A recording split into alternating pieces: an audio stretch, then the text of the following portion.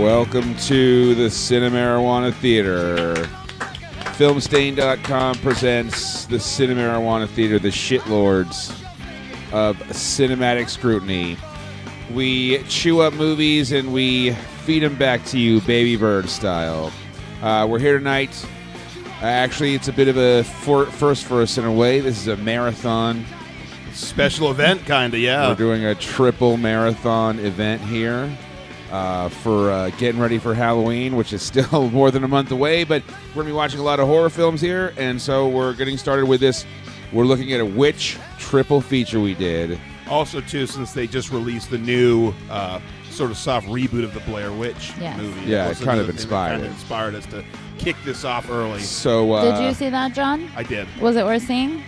No, but we'll get into that later. Yeah, okay. So, but part one of our witch triple feature, our witch triple dipple feature from 1999, the Blair Witch Project. Woo! We're going to talk about that. Yeah. So, for the Cinemarijuana Theatre, I'm Ed. I'm Kenzie. I'm John. All right. So, yes. Okay.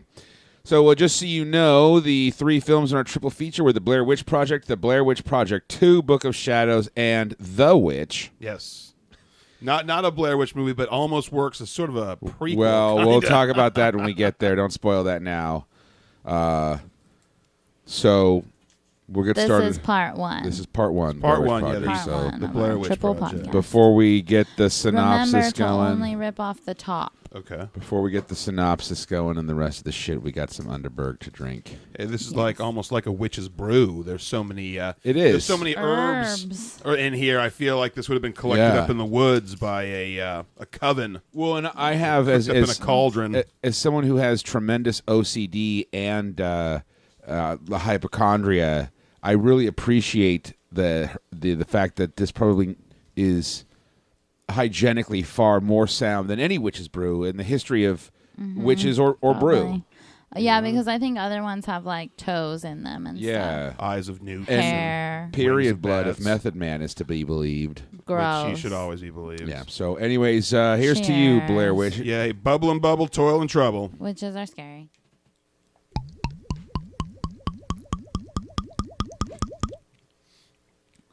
Wow. Woo! Whoa.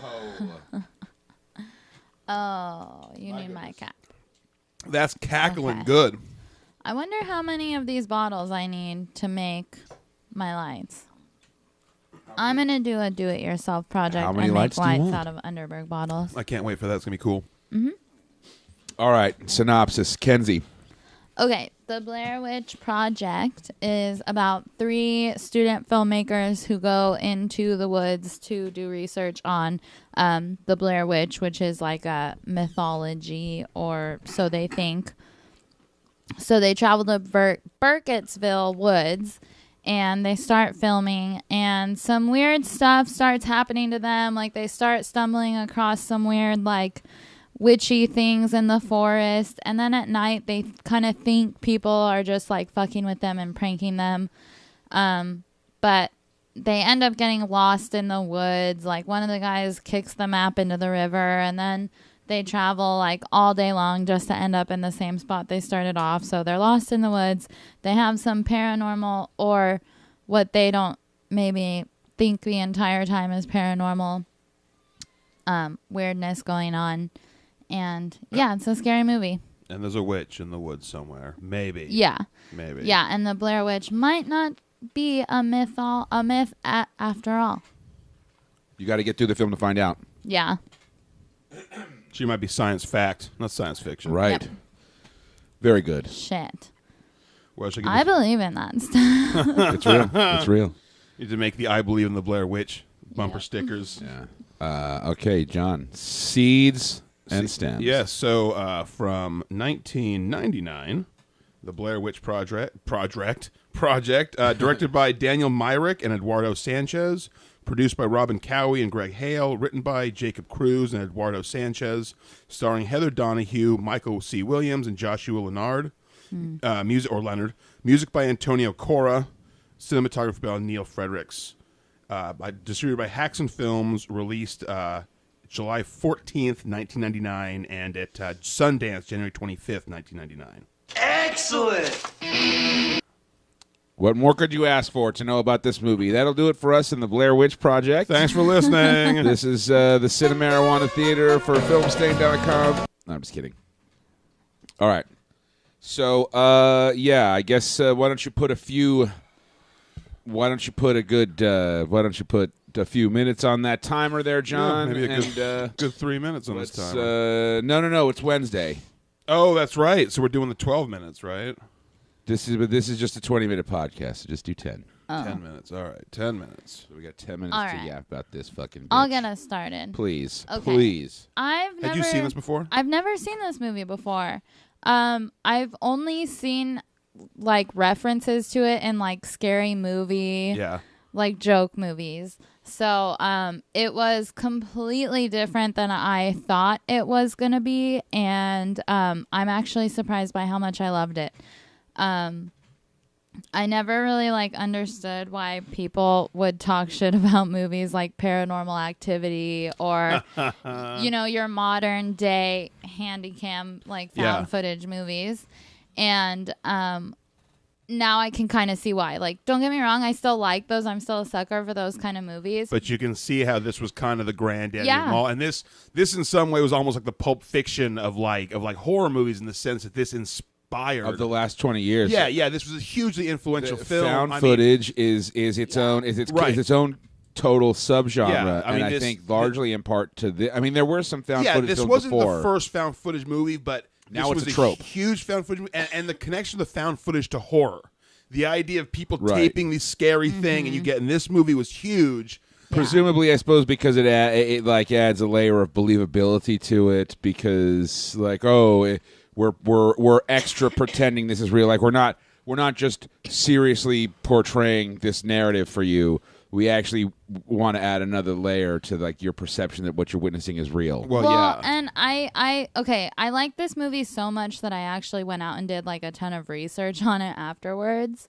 And like I don't know if we were going to talk about this later, but one of the main things about this movie when you read about it is the marketing or lack thereof that was going on when it was being released. Fucking genius. Yeah, this And was like also people legitimately thought it was like a real like murder. Yeah, no, this Weird. was another like first besides the kind of big found footage thing, the first kind of big viral marketing campaign because they released this special to TV called The Curse of the Blair Witch, which was like on Sci-Fi. Yeah, on the Sci-Fi show was this faux documentary that was talking about the legend of the Blair Witch. That's cool. Because the trailer, when the trailer dropped for this thing, I remember. I don't even remember what fucking movie we were seeing. Yeah, but I remember seeing the trailer for the first time, and it was funny because it didn't open. We saw it at like a big theater, like the Edwards or something. No. We saw it down at the. That's where we saw the film. Oh, the film. But the trailer we saw just a regular, and because it didn't play there, which was weird. Or I thought it was weird at the time. They'd show us the trailer and then not show the film. But the trailer was very convincing at the time. You were like, "Well, wait a minute, is this real?" Well, because they said it was. The and for some actors- reason, you were just like, "Okay, is the it?" actors play. They use their real names. You know what I'm saying? So they kind of playing themselves. Yeah. Even this film being a film was part of the viral story that they built into it. The idea being, the backstory being that the student disappeared in the woods. A year later, their footage was found in the foundation of this house. Now, supposedly, the police then took these film cans to a film studio like Haxon Films and had them cut it together for them. Yeah. And then after the police had it and reviewed it and showed it to the families, at some point they decided to release it to the public. Like that would ever No, I happen. know. It's so crazy. But we all now. bought it. And it's Yeah. funny because we were a lot younger when this movie came out. And going back now, like I recently rewatched the Curse of the Blair Witch documentary. It's like, I don't know how anybody could have thought it was real at all. Yeah. Right. But people, at the time, people really bought the hype. That was the most interesting thing is that when it did open up, it was in limited release. Like at art houses, and I don't know if that was because they wanted to generate some word of mouth Probably. first or something like that, but we saw it during its initial run when everybody thought it was real. Yeah. And like the reactions of the audience, I've never been in any film that had a similar reaction because anytime something scary happens, the gasps and stuff you would get from the crowd because they think they're really seeing something real. I've never felt a vibe like that. Yeah. And we've been to a completely unique experience. We've been to. We kind of try to seek out like the sort of extraordinary cinema going Yeah. experiences. And Cinema verite. we try to have fun. But yeah, there was a vibe in the theater when this opened that night that I've never experienced anywhere else. Yeah, because you're never gonna and you're never gonna have that again because like people fell for it that one time. Yeah. You know what I'm saying? So nobody's ever gonna be able to make people think this shit's real. But for that one, and this was like early enough that, I mean, by the time it hit wide release, the cat was kind of out of the bag. But us seeing it pretty much like early release opening night at a small indie theater, yeah, like people thought it was real, and it was a bizarre that's experience. crazy. And I think that's partially why the film's so polarizing. I think if you saw it early on when you thought it was real, Mm-hmm. You felt like robbed or duped. No. The opposite. When If you found out. no, you did. But like, what happens in it is like believable, and that makes it work because it's not over the top monster movie stuff. Right. It's stuff like through a lot of the movie, if you think it's real, you don't even know if they're just getting fucked with. It's just scary because they're lost in the woods. Exactly. Just being lost in the woods in real life would be scary enough without anything from Exactly. supernatural. And I mean, Yeah. there's this bit where they say if it's like Deliverance, like they don't know if there's locals out there fucking with them. Right. Like it could be, and only to the end you actually get a possible supernatural connection. Yeah. But at any point, it could just be hillbillies out there or something, Yeah. and that would still be scary. I was pleased, Kenzie, that you enjoyed it as much as you did, because it was for me. It was a revisiting of it because I haven't seen it. I hadn't seen it in years. Mm-hmm. I think we bought. When we got our DVD player, we bought that. There was that 3-pack of Blair Witch 1 and 2 and that bonus disc. And I Not think just when the we bonus bought disc, the computer game on CD-ROM, Yeah. this ridiculous Ooh. like action adventure I game where you're think- running around Russ and Parr's house fighting Was it demons. fun? I played it once; it was terrible. I think that was when we bought that. Was the last time I watched it, but you hadn't seen it before, so I was really pleased to see that it was so effective for you. Yeah. I liked it. And like not having the sort of gimmick of believing that it's real, Yeah. be a thing at all. You know what I mean? Which I think it's legitimately scary.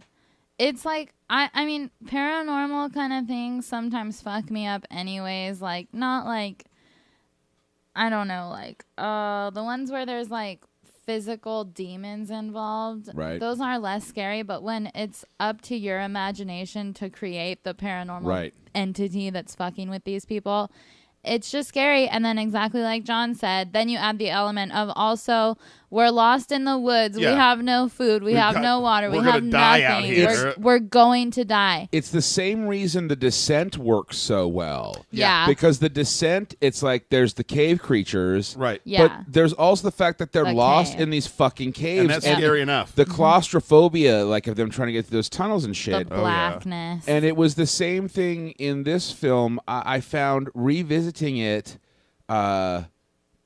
Who gives a fuck? Like if it hadn't been such a unique experience, like I just think we should forget about the way it was marketed. You don't got to worry Yeah. about At it. first, because it's a really effective and atmospheric Yeah. kind of minimal horror film. Right, it takes advantage of the whole kind of less is more thing because like Kenzie said, Yeah. your imagination makes it up for you. When it's the scenes are at night when they're in the tent, Yeah. and they're hearing noises, right, and it's great because it's like you've got to strain to hear it. Yeah. And it's like they're telling what's that? like And shh. that pulls you Yeah. in. Right. You're in the tent with them. And then you hear like children laughing or like Yeah. a baby screaming someplace out in the woods, and it's like what the fuck, or like the noise where it sounds like rocks tumbling or something. You're like, what even is Yeah. that? And it's just another. It just makes me reflect on sort of the the brilliance in the execution of this thing. That the less is more aesthetic. Yeah. and it really works. And also, I think credit is definitely due to the actors. That is what Yeah. I wanted to say for the last 5 minutes, Well, but couldn't find a No, way. yeah. Well, I almost wanted to like- bring it up when I mentioned who wrote the film because it's like, okay, I mean, there were script pages, but there was a ton of ad-libbing that was done. I thought it because was like mostly ad I think libbing. there's a lot of That's what I was- I ad-libbing. thought it was like Like they- 95% I think they were ad-libbing. kind of, they knew what they were supposed to do during the day and kind of, it was almost like Yeah. pro wrestling. They kind of knew where they were going to end up. Yeah. They but knew how the spots. Right, but how they got there was up to them. And I Right. think almost like tons of the dialogue is just ad-libs. and So it feels so It feels natural, natural and The real. so fucking wonderful and scene believable. that got me the most though was when they find the bundle after the third guy's gone missing by this point. when Josh disappears. When they find the bundle outside of their tent and she goes off by herself, and she opens up the bundle of sticks, and she sees his teeth and his tongue and his like hair and stuff. and all that shit. Her fucking everything she did after that scene when she's like interacting with the other guy, like just her. I'm okay. Keep her breakdown being at in bay. shock, Right. But yeah, controlling her breakdown, like her washing her hands afterwards. Like very she just had to wash her hands believable. off, and like she's just she's trying to hold it together, but and she keeps saying, "I'm fine, I'm okay. Yeah, like okay, I can do this. Let's go, let's go." Yeah, like she's trying so hard to compose herself and so maintain real. it. It feels so real. I was like, just like heartbreaking for this girl, and like in my head, I'm really like, God, they're gonna die. Like, no, this is so scary and horrible. That's another layer of quality to the performances in this. Like, not only are you presumably ad-libbing a large portion of the material, but to be able to conjure up that intense kind of emotion and have it real. be so real, I just think that's remarkable. I think I don't know, because as far as I know, these guys didn't do much. Weren't in many films. No, I mean it's kind of like I think after this, this thing kind of as big of a deal as this was. It's almost like the ultimate typecasting too. Well, and who knows? Maybe it was so natural. Maybe they would have been like one note or not very good or something. I don't know, but I just think that really helps sell the terror. Their terror scares you. And that just that minimal approach works so well. Well, and I thought it was fun because when I was doing researching, I read that like it didn't take very long to film, but by the end of the filming, like the last few days, they were only getting like a couple energy bars a day to eat. So they were like actually being deprived of food. So they could feel like what it was like. Yeah, and they agreed to stay in character the entire filming process. Wow. And if they wanted to get out of character, all three of them consecutively had to agree and say a safe word. And then they would leave character to like calm down. Wow. But like they did that like the Yeah, and like you basically can just tell. At night the directors would just be out in the woods fucking with them. Yeah. And they didn't know what was going to happen. So they that's didn't know. true too. They didn't know. They didn't know. I mean, like I said, they were basically they would get kind of almost like care packages dropped off at night, so they'd be there in the morning, which would have script pages and like exposition to explain what was going to happen. But like they didn't know what exactly was going to go on. And did they actually film the thing themselves? Yeah. Yes. That fucking scene with her close up, she didn't know she was that zoomed in. That whole thing was like not meant to happen, and then they ended up liking it. Well, it was so intimate. It was so like her terror is so like. But that was not like on purpose at all. That was an accident. So it was happy. One. Aw.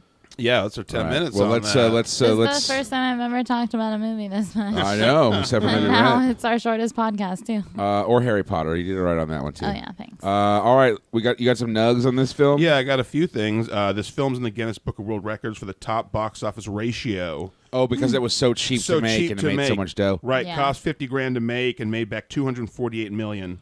So every dollar they spent on it made $10,931. Jesus. Heather Donahue's mother received sympathy cards from people who thought that her daughter was actually dead or missing. And this is something that we'll talk about more when we get to Blair Witch 2. So many fans thought it was real that they flocked to Maryland to try to find, evidence or to look at the areas where it happened and stuff. So is Burkittsville actually a real place? I'm confused about this. I'll have to look that up. I don't think so. I think I don't know if they fake that town as a real town or not. And they also, I guess, when they were filming it, the three leads thought that the Blair Witch legend was real. They were told that it was based on a real legend because it actually kind of is. We'll get to that on Dank Nugs. Yeah. This is Dank Nugs. Oh, I'm sorry. Yeah. Oh, sorry. So the Nugs are too dank. Right. They too had dank. An 5U. interview with a lady, like. I think it was like set up or something where an actual like townsperson told them what was up. Yeah, an experience she had or something. There was an event known as the Bell Witch Haunting, which you can look up on Wikipedia. It's pretty interesting, actually. I think it was such a kind of famous haunting that like a lot of locals had it. And it was basically this sort of poltergeist spirit that haunted this family. and that the legend of that was sort of the inspiration for the Blair Witch. I mean, a little bit. It's nothing's too close because there was never actually like a witch involved. It was like a disembodied voice in a house, like a solid poltergeist thing, but it was known as the Bell Witch. Yeah. I have a copy of the book about it. It was published in the 1800s. I got an original copy of it that talks about, I think like Andrew Jackson, somebody who ended up being president, actually came to the house and experienced it too. It was one of the President Andrew the Butcher Jackson. Yeah. It was one of the most sort of well-documented hauntings at the time. So that was sort of the inspiration. Interesting. The yeah, that's fascinating to find this stuff out about the performers in the film, because I just kept thinking about that. Like I was able to watch the film completely invested in it, but still in the back of my mind while feeling the terror, also contemplating like, man, this feels very real. This is very well done. It's scary and fucked up. Yeah, but it's kind of like Faith No More.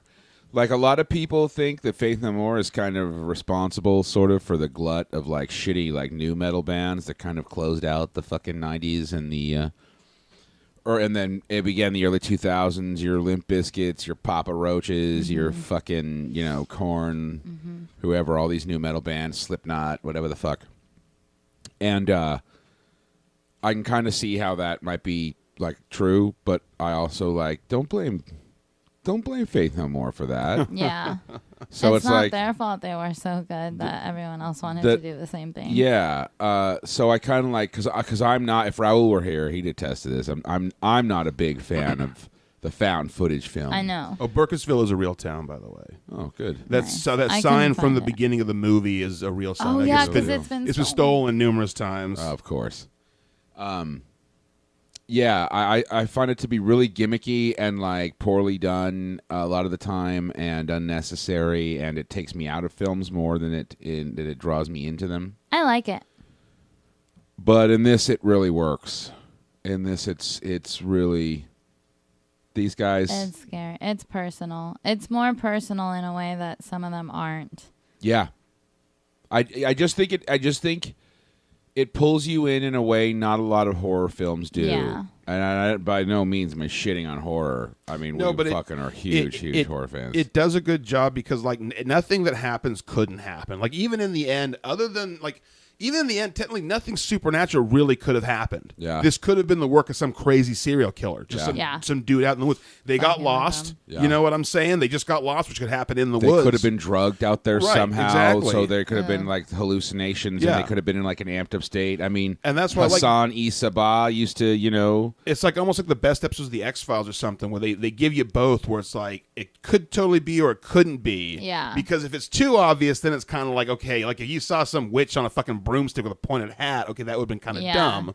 Because you never really know what the witch is or how powerful and they it is. set it up too. Yeah. I mean, the whole Rustin Parr story with the kids that he murders and making one stand in the corner and stuff. I mean, the way it happens at the ending, I mean, I hated that. Well, but what's cool is they plant the seeds so you get the ending, so it's almost like a twist ending. Yeah.